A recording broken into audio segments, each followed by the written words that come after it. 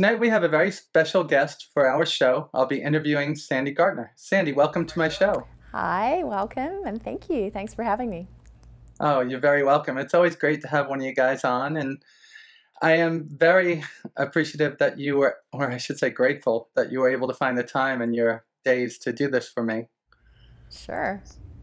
So Anytime. I tend to start off the interviews with pretty much the same questions for everybody. So the first thing I ask everybody is, what was the first computer that you or your family owned that you gamed on? I'm not sure I gamed on it, but we did have a Commodore 64. Does that count? Yeah, I think so. It does, but that was before your time. It was, but we weren't a particularly wealthy family, so a computer stuck around for quite a while in our house. All right. Was there ever a game that had you addicted? Probably Doom was the one that had me addicted. Mainly because I didn't want to write my thesis, so I spent many hours playing that, and yeah, got pretty addicted to playing it. Okay. Now, I see that you had a career in acting in the motion picture industry. What was your most memorable moment from doing that? I think it was probably on the other side of the camera. I had an opportunity to work with a movie director called Peter Bogdanovich, who's an old school movie director from the 70s, most famous for The Last Picture Show.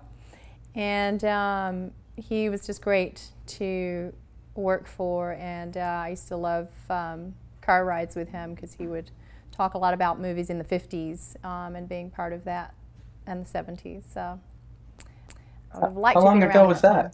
What's that? That was 2002. I worked for him. Okay. So was that right around the time that you met Chris then?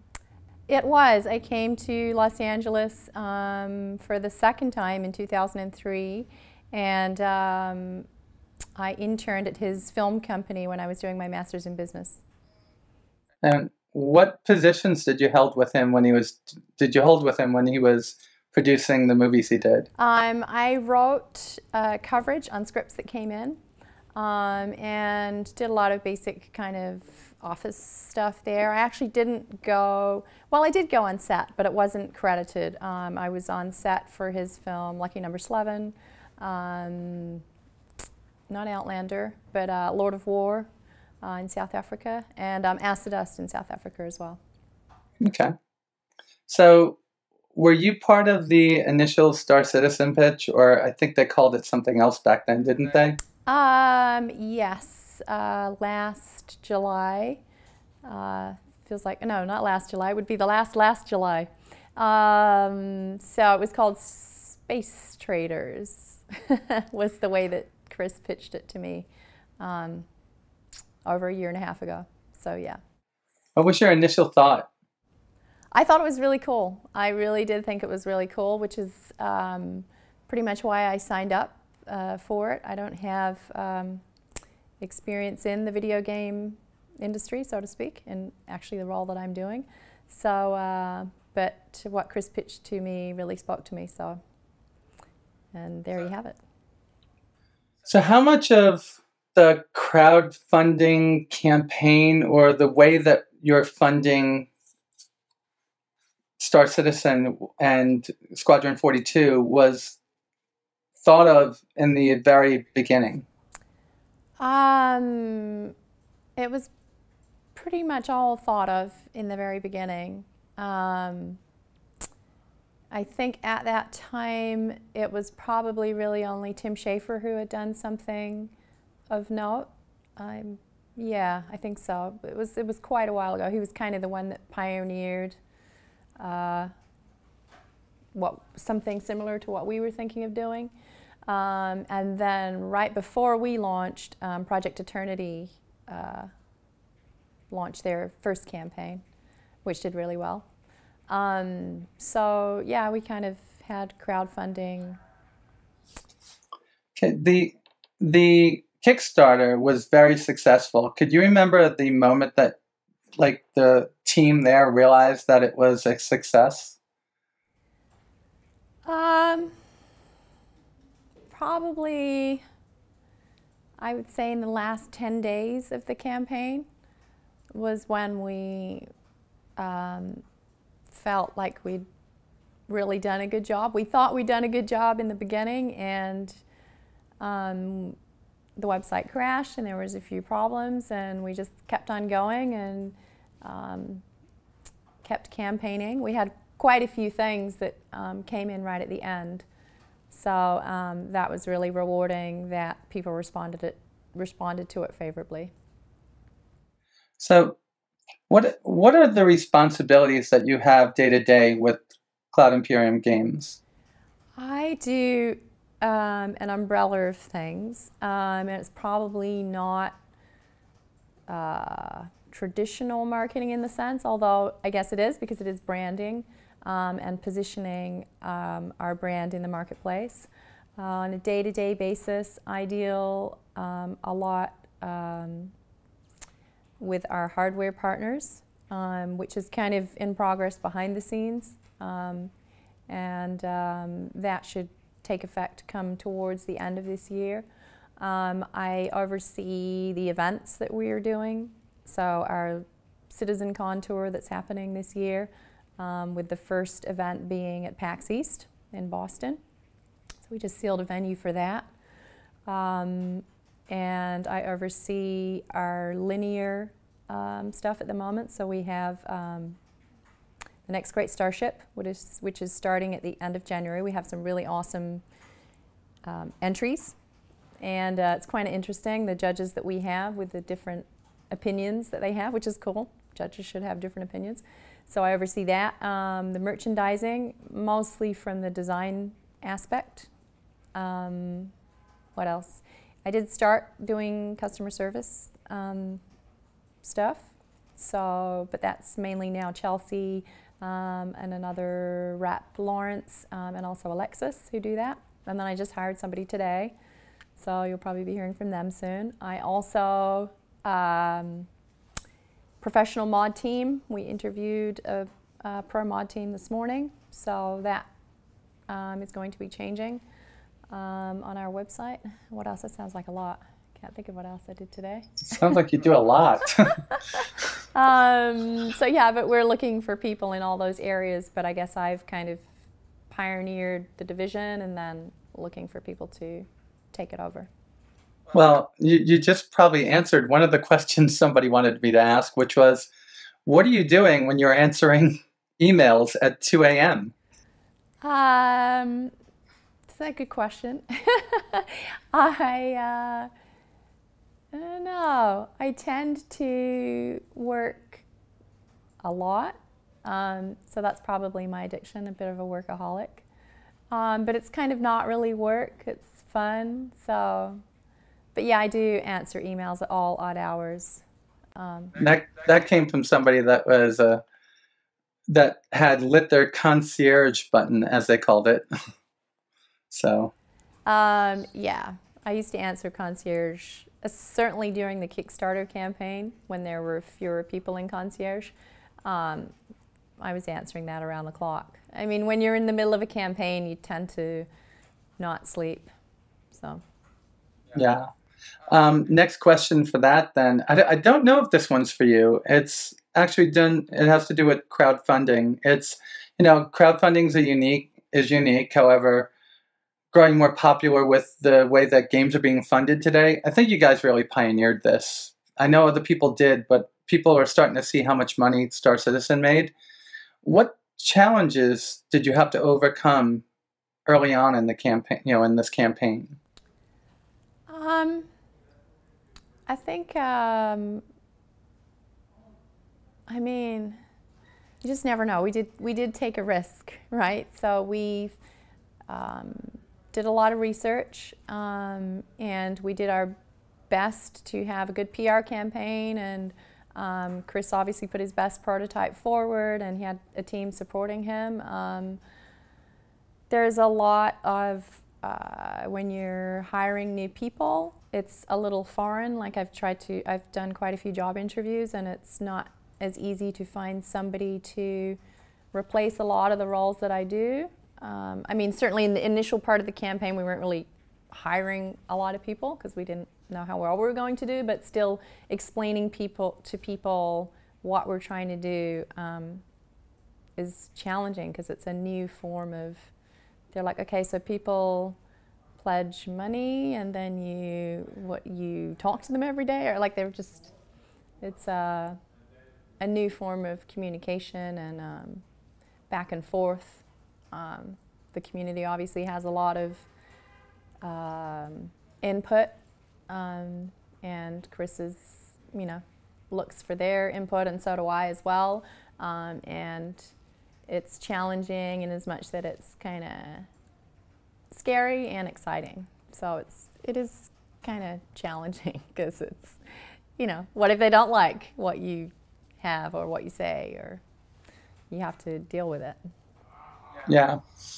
Right now, have any big publishers contacted CIG trying to bring you under their wing at all?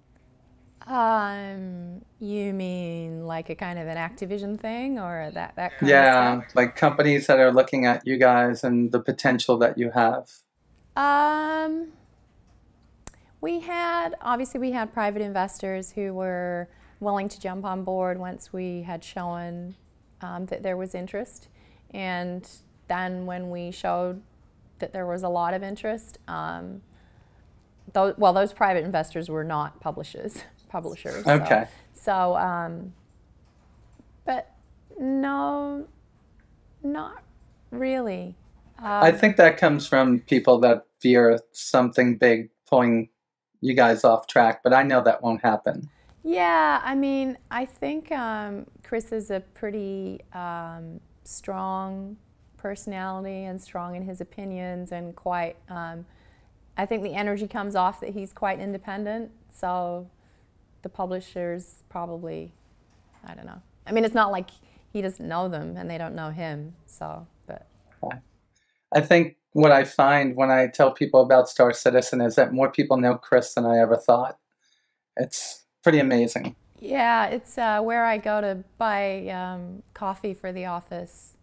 They're like, oh my God, I'm so excited, like, for Star Citizen, and where's Chris today? It's like, okay. Yeah. I went to get pizza the other day, and the guy behind the counter looked at me and said, "You're the girl that does that Chris Roberts video." And I'm like, "Oh, for Star Citizen, yeah." So it was, I never expected that. I mean, I don't have a big followership, but they knew Chris right off the bat and went through this whole dissertation about their life and playing Wing Commander and Freelancer and Privateer. So he's made a big impact on a lot of people, and in multiple age groups. Yeah, I mean, I had a woman email me the other day. She's getting married in Germany, and she wanted to buy a wedding present for her husband after they exchanged their vows. And so we had a personal letter written for her to give to her husband, which is signed and written by Chris. And so she was like beside herself, and we FedExed that to Germany. And yeah. Awesome. Yeah, it's kind of, hey, why not? So we got quite a few of those different requests. We also had an 80-year-old man send us a letter saying, and I mean, he's just been a big Wing Commander fan, played all of Chris's games. He's pledged for Star Citizen, and he was sending us his computer specs and asking for advice on how he should upgrade his computer so Star Citizen runs well on it, which was kind of cute. So I sent him a coffee mug and a letter from Chris, and he was That's pretty so stoked. sweet. Yeah. You should have pointed him to the hardware forum, because there are some pretty intense conversations going on in there. Yeah, I know, I bet. I just figured, that he'd written to us and sent us something, so. Which leads me to a question. Will you ever do what Sandi's building her computer with segment on your show? Oh, yeah. I have to put the specs up. Chris has got 2 Titans in his computer, so. Well, But mine you're runs, starting your show mine pretty runs soon, faster. right? It's just that it gives off, yes. It's just that my computer gives off a lot of heat. So, yeah. I don't think it's very practical. All right. Well, the next question is just about the continuation of the campaign. It's like, I know that marketing could be a challenge in this arena, but you guys seem to have it locked down. What's going to change when in-game currency becomes the the way people buy ships and you move away from the pledges on ships? Will you have something else in place? I think that right now, because we don't have a game out, obviously, that there's a whole lot of people who haven't bought ships, just even the basic ship. And when I say that, I mean we have 300,000 plus people, but I'm thinking that at the end of the day, it could be, 1, 2, 3 million people. So. Oh, easily. Now, when you count that just leads into a different question. I don't want to cut you off because you could elaborate after this.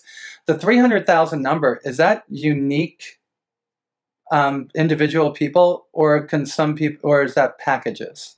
No, that is unique backers, and then I'm not exactly sure how that works if, say, some people have more than one account. Okay. I did ask that. I think, though, that the computer is actually smart enough to know that you're the same IP, so it doesn't take up another alpha slot, but I would have to confirm that to know. That's good, because I bought my son's a package on a different account, so that makes sense. That's good. All right. So I think we already touched this on this one.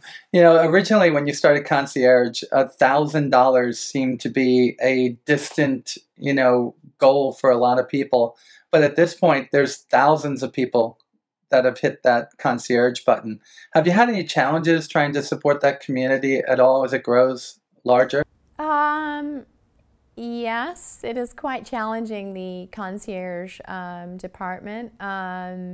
Chelsea obviously deals with it a lot more than I do now.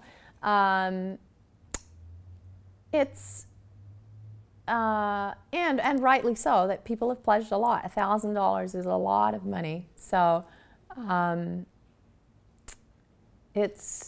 well. Here's one thing that's coming out this month is organizations. So we do want to do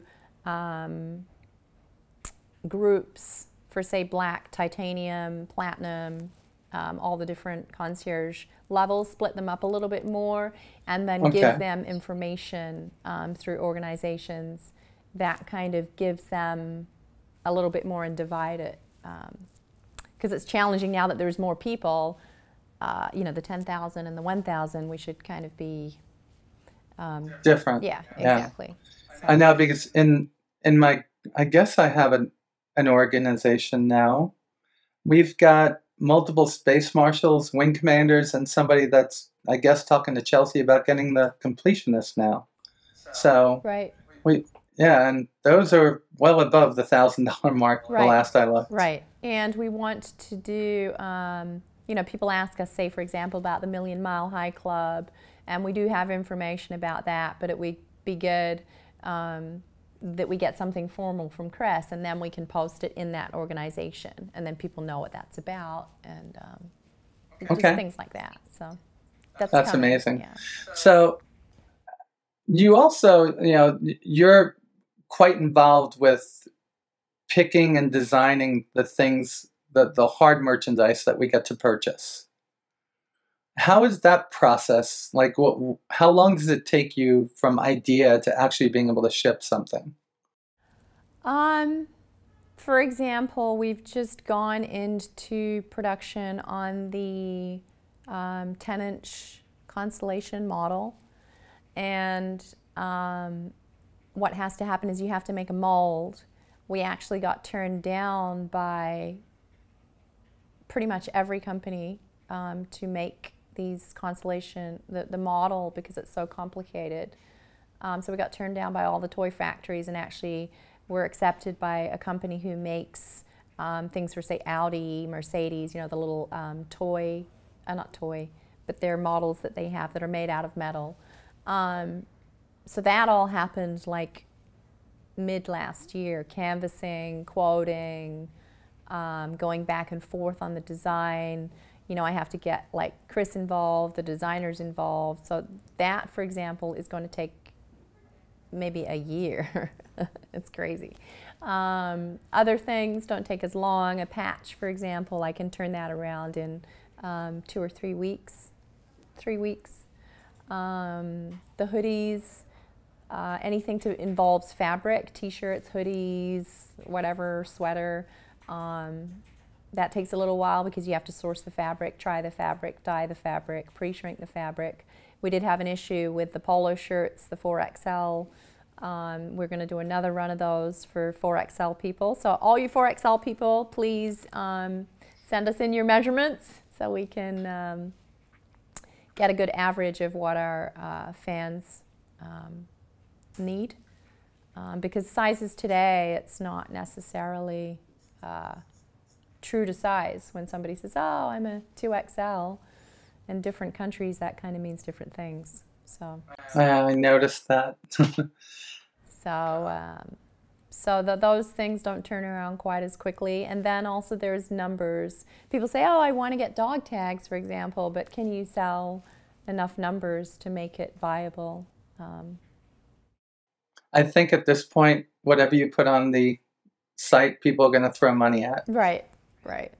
Well, we're you know, we don't want to have everything under the sun, but no, I understand that. Which, you know, people wanted me to ask you, and I'm sure you can't divulge this, but is there anything new coming? In terms of the merchandise? That you haven't talked about before. We know about hoodies and shirts and mugs and other things, and now you just told us about the 10-inch Constellation model, so that should answer that question. Yeah. Is there anything else coming? That is coming. I do want to work on, people have asked me about the USB sticks. That's an interesting one because the price of the actual gigabyte itself really fluctuates. It's kind of like the stock market. So that's an interesting one. The star map somebody asked me about. Blueprints is something that I'm looking into. Okay. So there are a few things kind of on the cards, but to actually make it to being sold is another. Like I have coffee mugs sitting around, but I don't know, we're not sure how to pack them properly to ship them around the world. So. No, they were packed very nicely. Yeah, well, maybe I should try it. So. You'd have to pack everybody's individually, though. Right, exactly. Citizen cards ever going to be offered again? Citizen cards did go out in the replacement run for people who did not receive them, or there was mistakes on them because there was a few mistakes. What I do plan to do with citizen cards is potentially people who come to events that they would get a citizen card specific for that event. So like a metal card, if you went to PAX East or if you went to PAX Australia or whatever event that we have. So they will be, I'm just not sure about the personalizing bit. So. Okay. And the last thing is, and this is, what do you see as the biggest thing in the future for this year for Star Citizen? This year is going to be quite a big year with all the modules coming out. So I think, I think it's probably going to be towards the end of the year when the different modules have stabilized and people really start to get into the gameplay. And all the ships, obviously, you can fly all of those. So towards the end of this year, we could really mushroom to a whole other level. So we're just trying to get prepared for that. Okay. Well, I think I've taken enough of your time for today, and I really appreciate you being on. Is there anything you want to say to the viewers? Thank you very much for supporting. It's going to be a cool year. Hang in there if it's... Patience is a good virtue, and it's not my strong point either. So, but it's going to be pretty awesome this year. So, I think once it starts happening, it's going to be like a freight train. So, I will see if I can get, hey Chris. All right. Hey Chris, how are you today? I'm doing good. How are you doing? I'm doing wonderfully. Thanks for saying hello. I appreciate it. And welcome. Also, thank you for that wonderfully handwritten note you sent me. You're welcome. Chris, the only question I could ask you is, over the next 3 months, what's the most exciting thing that you see coming besides the dogfighting module? The dogfighting module? Besides that? Well, I mean, it's kind of hard. We're pretty focusing on the dogfighting module. We've got a bunch of other stuff happening in parallel. So we're working on the first-person combat boarding stuff, which we haven't shown anyone yet. But I'm not sure if we'll be showing it in 3 months' time. But there's some pretty cool stuff going on there. We're working on the Squadron 42 sort of single-player story, and we've got some really cool stuff going on there, and the planet-side stuff. So, I mean, all the aspects of the game are moving along on parallel, and there's some really cool stuff. It's just a matter of like how we're going to share it and what order we're going to share it in. So, obviously, right now the dogfights are a priority. Yeah, and I do have one question. I think it's the one I should have asked. I assumed that all the modules and everything are being designed by different teams around the world.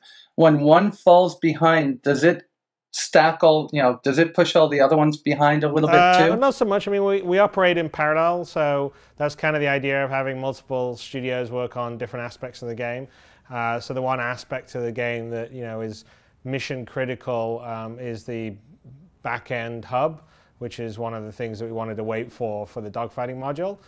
So that potentially could have the ramification that it could impact the other modules. But generally the other modules, I mean, that's why we haven't specifically announced when we're going to show the first, like an early version of the first person combat or an early version of the planet side, is because we sort of have all these different studios working on parallel, and then we sort of we can see which ones are going to be sort of getting closer to a stage that we'll share sooner. So so it's kind of like, it's like on a computer now, you have multiple processors. It's sort of distributed development is like distributed computing. Okay. And did the Austin office getting set up so late have any effect on the, falling behind on the DFM? Well, I mean, it's just, it's less about, had effect on what we were doing, although we couldn't hire up as we thought we would have more people in Austin sooner, but we kind of put a freeze on hiring because we had nowhere to put them. So that did impact our engineering ability, but really it was more about like supporting, if we got something out and supporting it while you're trying to do a move. And like even right now, we didn't live stream the Wingman's Hangar today because they still have a slow connection in the new office. It's like it's 50 down but only 5 up, so we don't have the proper fiber in there. We're waiting on Time Warner, and so like if you don't have all that stuff there, then it makes it hard to sort of deal with the deployment. I mean, the size of the files that we just put up when we even push them out via the CDNs is pretty huge. So we're still not up and running there. Hopefully they'll get the internet sorted out in the next week or two in Austin, but that's the problem with that kind of stuff. Like people like Time Warner are never quick in terms of putting that sort of higher bandwidth fiber stuff in. All right. Well, I want to thank you because I've played every single game that you were part of that was in my era. And when I was in the middle of playing Strike Commander one day, I dreamed of a day that you could walk around your ships and jump in them. And, of course, then Wing Commander 3 came out and still wasn't there. And I thank you so much for not just making your own dream come true, but for making mine and everybody else that's joining in with you. You're more than welcome. It's the same here. I was playing it, and it'd be like really cool if you could walk around the ships and do all the stuff. So, luckily, everyone's excited by the same goal. So, and everyone's pulled together to make us do it. So, we're going to do something pretty awesome. So, thanks for your support. And anyway, yeah, I'm just having a blast doing it. All right, I appreciate it. I will check it out. All right, out. That's it, Chris. I don't want to take any more of your time. Thank you so much for taking your time to answer a couple questions. You're welcome.